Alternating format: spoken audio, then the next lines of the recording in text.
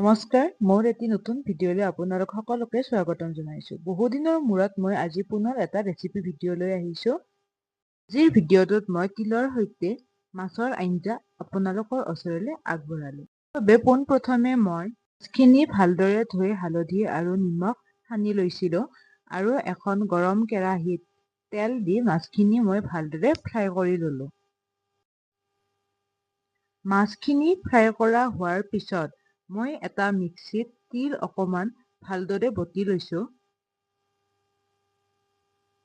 মাছ ভজা কেৰাহীটোতে মই আলু অকমানো ভাজি লৈছোঁ। তাৰ পাছত মই তিল আৰু আলুখিনি একেলগে ভালদৰে ফ্ৰাই কৰি লৈছোঁ। তাত মই এচিকুটমান নিমখো দি দিছোঁ। প্ৰয়োজন অনুসাৰে লগতে হালধিও দি দিছোঁ।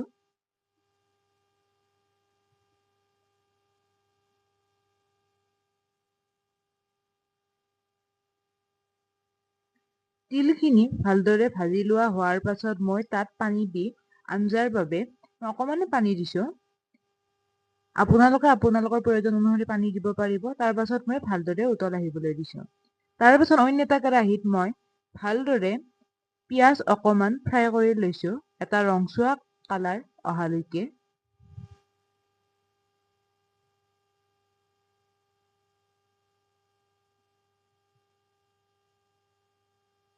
পিঁয়াজখিনি ফ্ৰাই কৰা হোৱাৰ পাছত মই আগতে কৰি থোৱা আঞ্জাখিনি তাৰে ওপৰত দি দিছোঁ। আঞ্জাখিনি অকমান উতল অহাৰ পাছত মই একেলগে মাছ 2 পিচো দি দিছোঁ তাত। তাৰে পাছত এইখিনি মই ভালদৰে উতল আহিবলৈ দিছোঁ।